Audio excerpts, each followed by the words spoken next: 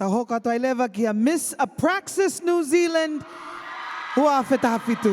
Ophelia Kitiliti Kava.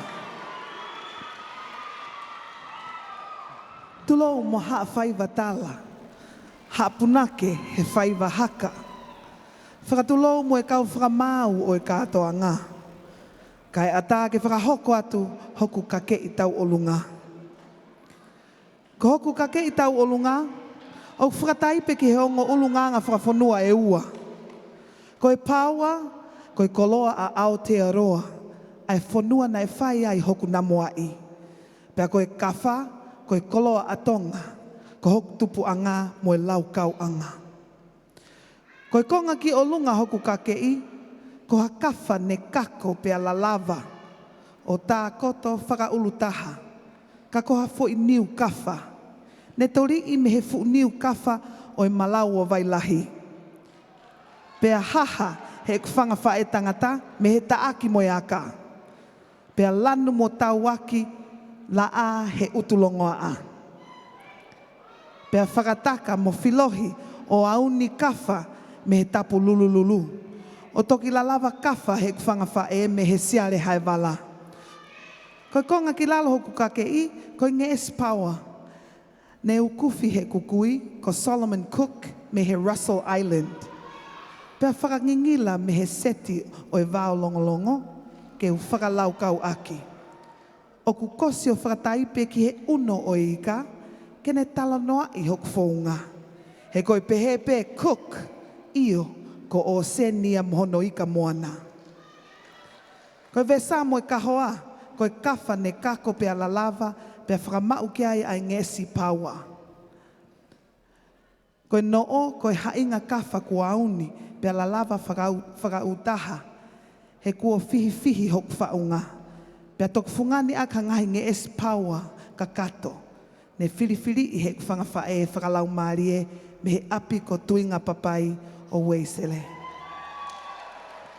Ko tekteki ko hafo i niu kafa, ne tori i mai mei upolu Samoa, pea toki te kina o hake he taulanga tātu.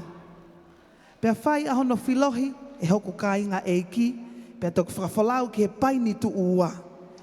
He koe whai anga ia hoku whakamaunga tala. Ko lolo tākai, ko lolo pōtea, ne lote pea tauaki la a, i he api ko whakaola mo ui mei langi, mei loto manurewa Aotearoa. Tua ofa iki atu i he loto whakaapapa mooni, tonga masani. Miss Apraxis New Zealand, Ophelia Kitiliti Kava.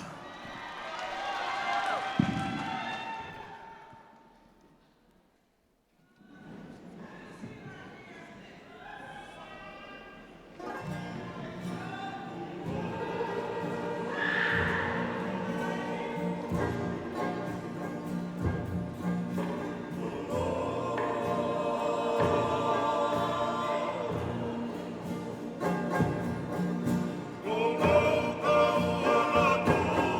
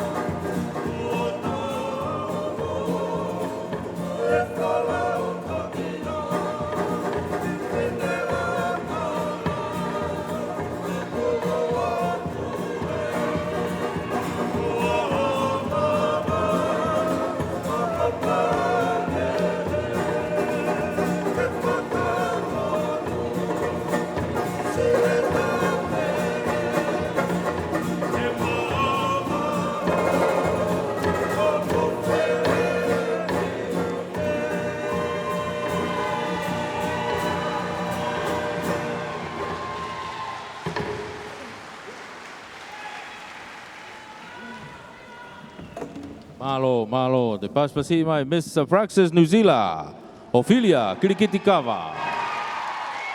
Ko fika tahan ni mai ia. Ko kau fine mui. Nau whiau hike Miss Heilala e tau ni, me Miss ta olunga i he whiawhini. Malo, te paspasi mai.